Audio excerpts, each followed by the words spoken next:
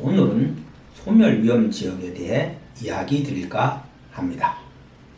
국회 입법조사처 자료에 따르면 시군구 단위에서 소멸위험 지역이 2017년 5월 기준 85개에서 2021년 8월 기준으로 108개로 증가했고, 읍면동 단위에서는 2017년 1483개에서 2021년 1791개로 증가했다고 합니다. 우리 경기도의 소멸위험 지역 현황을 살펴보면 소멸위험 매우 낮음 67곳, 보통 139곳, 주의단계 225곳, 소멸위험 진입 81곳, 소멸고위험 32곳으로 소멸위험 지역이 119개에 달한다고 합니다. 인구 감소와 수도권으로의 인구 집중은 지방의 소멸 가능성을 높이는 이유로 꼽히고 있습니다. 소멸위험 지역의 문제는 경기도를 넘어 대한민국의 문제입니다.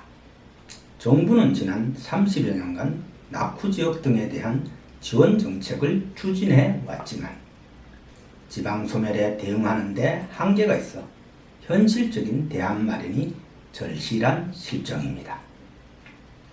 소멸위험 지역 문제는 저출산과 고령화에서 비롯된 문제 아닐까요?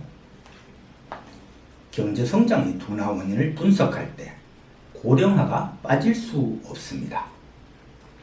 생산 가능 인구가 줄어든다면 경제성장의 능력이 저하될 가능성이 있기 때문입니다.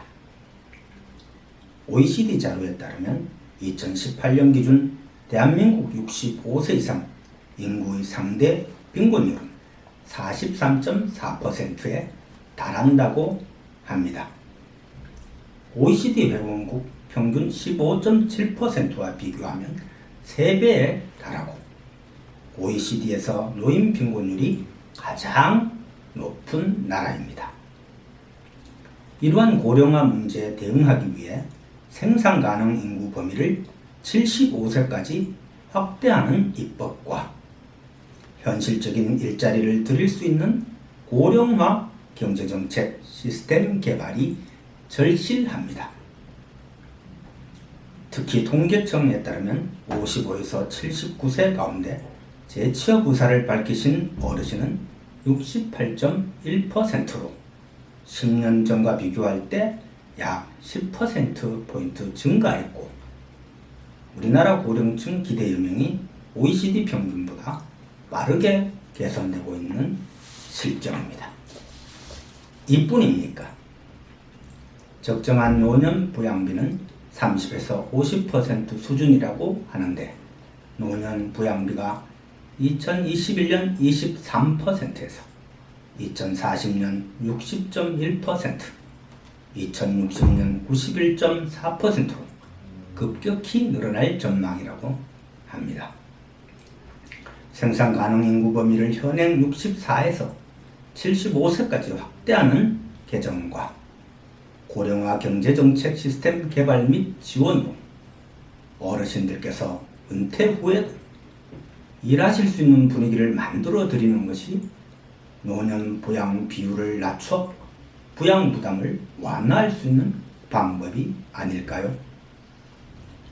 이러한 어르신 일자리에 대한 해법으로 경기도 특구 재정을 꼽을 수 있는데, 미국의 기회특구와 같이 기업이 저소득 도시와 농촌 지역 사회에 장기적으로 주택과 일자리를 만들면 경기도와 정부가 협의해서 세제 혜택, 인프라 지원 등의 인센티브를 제공하는 제도입니다.